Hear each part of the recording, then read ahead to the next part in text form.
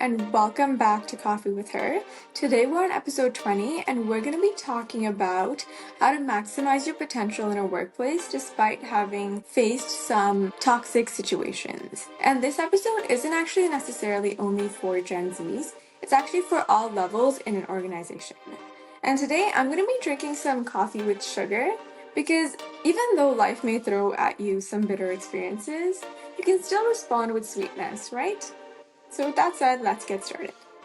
I want you to take a second to think back at some of your work experiences and ask yourself if you've ever felt like you weren't quite able to maximize your potential in the workplace because you didn't quite know the best strategy to navigate certain toxic situations. Let's actually go through some examples that you may have encountered or you may encounter when in a workplace. So let's say that you have an internship at an organization, you learn lots, you get along with the team very well, and when you ask your direct manager for feedback because you're eager to increase productivity, they say you're great. But later on, you learn secondhand that they actually had feedback for you, but they just weren't comfortable actually telling you that feedback.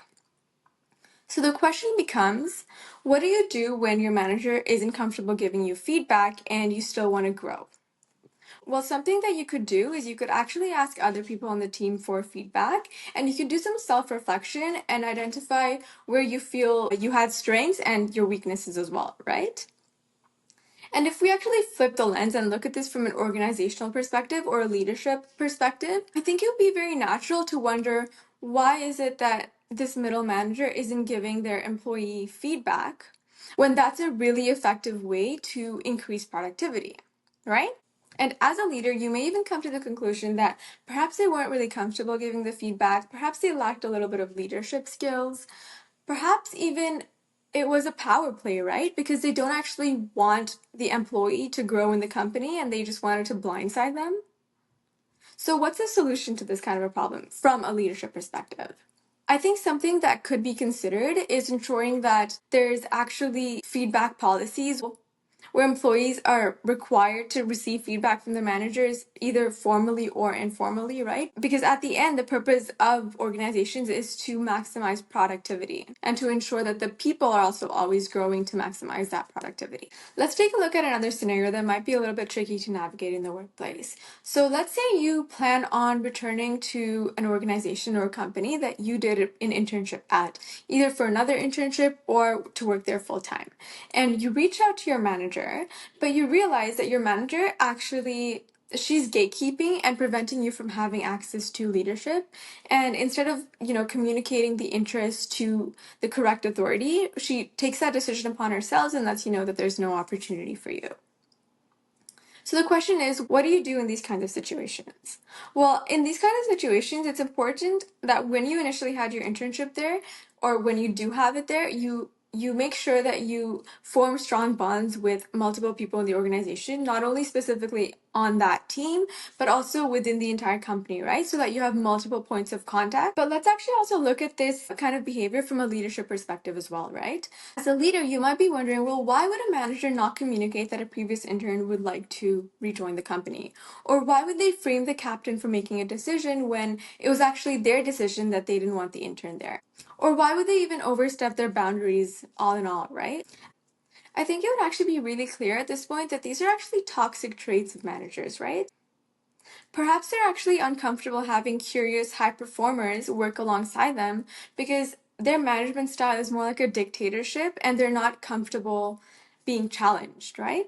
I think on a leadership level, something that might be very beneficial for the organization to consider is actually reallocating duties such that new hires and interns are actually led by people who are effective leaders and who are capable of guiding interns in the organization instead of people who feel threatened by high performers, right? Because if you're an effective leader, you'd realize that there's a lot of gains and benefits to having high performers in an organization. All right, so let's take a look at one more scenario, okay? Let's say that you maintain a professional relationship with one of your managers post-internship or post-work, and during casual conversation, you share some of your future plans and ideas. And later on, like a few weeks and a few months later on, you realize that the ideas you shared were actually implemented without your name attached. it really makes you question the integrity of that relationship, right? And you even start to wonder that, during your internship, were your ideas taken away from you and presented as theirs for their own professional gain? So, in cases like this where people take credit for your work, what are some things you can do?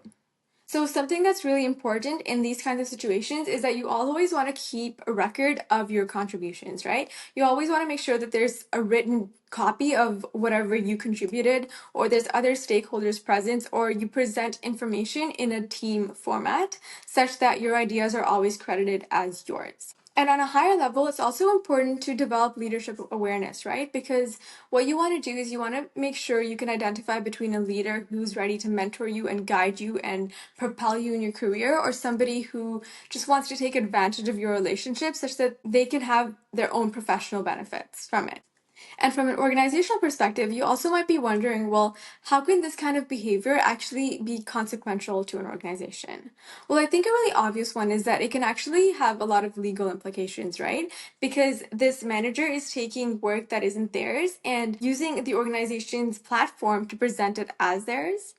So, in other words, for their own professional benefits, they're totally okay with risking the entire organization's integrity. But also, the concept of an idea thief being a manager, that actually looks bad on the entire company, right? Because news spreads like fire, and behavior like that actually drives away top performers because they really question if they're ever going to actually get credit for the work that they do. So, what's the solution to this problem on an organizational level?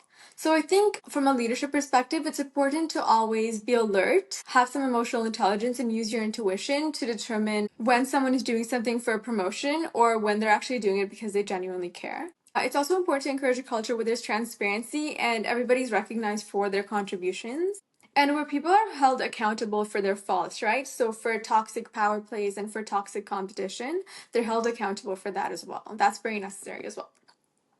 And if you want to learn more about healthy competition, you can go ahead and check out episode 14, The Art of War, where I talk all about it. And overall, I think with these three scenarios, you really learn that although there may be toxicity in a workplace, whether you're an intern or a leader, there are ways to navigate them and make the workplace a healthier place to be, right? Anyways, I'm out of my coffee with sugar, so thanks for listening, and I'll see you guys next time. This program is meant for entertainment purposes only. It is not meant to replace any educational programs or represent a professional coaching program. All examples provided by the author and speaker are purely anecdotal and are not meant to represent any institutions or companies in affiliation with the creator.